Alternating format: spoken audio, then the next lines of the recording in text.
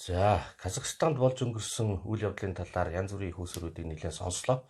Надад хамгийн их буусан тайлбар нь юу гэхээр эдийн засаг нь ядуу буурай байдлаас өсөөд тодорхой төвшөнд хүрээд гаццдаг юм үзэгдэл нэлээд байдаг. Үүнийг болохоор дунд орлогын гацаа гэж нэрлэдэг. За, одоо хуучны соц орнууд автократ буюу нэг том даргын үгээр явдаг тогтолцоотой улсууд нэлээд тохиолддог. Өмнөд Америк, Төв Азийн орнуудад үе үе болоод байгаа энэ бужигнаан бослого хөдөлгөөн бол бас үүнтэй холбоотой гэж үздэг юм байна.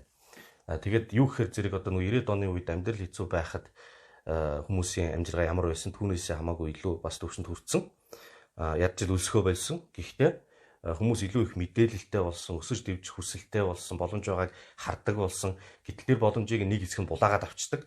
Тэр нь болохоор нам тойрсон нэг хэсэг хүмүүс төрийг ашиглаад өөрийнхөө хувийн бизнесийг хөгжүүлээд идэг. Нийгэмд нөгөө ардчлал, чөлөөт зах зээл үүсгэх гэсэн чинь хулих ардчлал, хулих чөлөөт зах зээл болсон. Чөлөөтэй эдийн засгийн юм гэж бол байхгүй. Бүгдээрээ л нөгөө нэг даргын намын үзмжээр явж идэг, намын нөлөөтэй явж идэг, бусдынхаа боломжийг хаадаг. За энэ байдлаас болоод хаягдсан тэр том мас байнгын бухимдалтай, дургуутsalтай энэ цаг нь болохоор тесэрдэг юм үзэгдэл байна.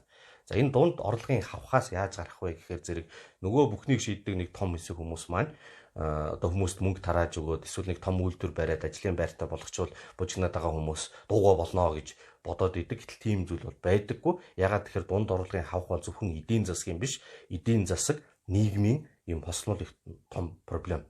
Тэгэхээр яаж өөрчлөх вэ гэхээр энд бол дэглэмийн өөрчлөлт хэрэгтэй, илүү их нээлттэй. Эрх мэдлийг нэг нам хит давмгааж төвлөрүүлэх биш, нийгмийн төлөөлөл болсон олон намын тогтолцоо, магадгүй сонгуулийн холимог тогтолцоо, олон нам нийгмийн мэрэгжлийн хүрээллүүдийн төлөөллийг парламентод оруулдаг.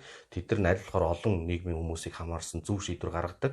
Ингээд жинхнээсээ эдийн засгийн эрх чөлөөгөө идлээд хүмүүс нь хин нэгэн даргаас намаас хамааралгүйгээр орлогоо нэмэгдүүлэх боломжтой болдог. Мэдээлэл нь илүү чөлөөтэй болдог. Ийм бежиж энэ хавхнаас гарах нэ.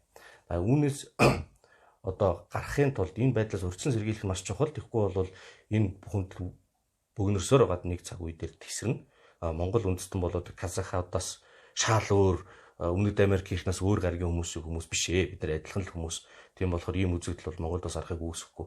Үүнээс урьдчилан сэргийлэхийн тулд монголчууд, хэтнүүд за тэгээ ялангуяа энэ эрх баригч намынхан бол илүү их анхаарал хандуулж гажуудсан тогтолцоогоо залруулах тал дээр ажиллах хэрэгтэй байна гэж бодож байгаамаа.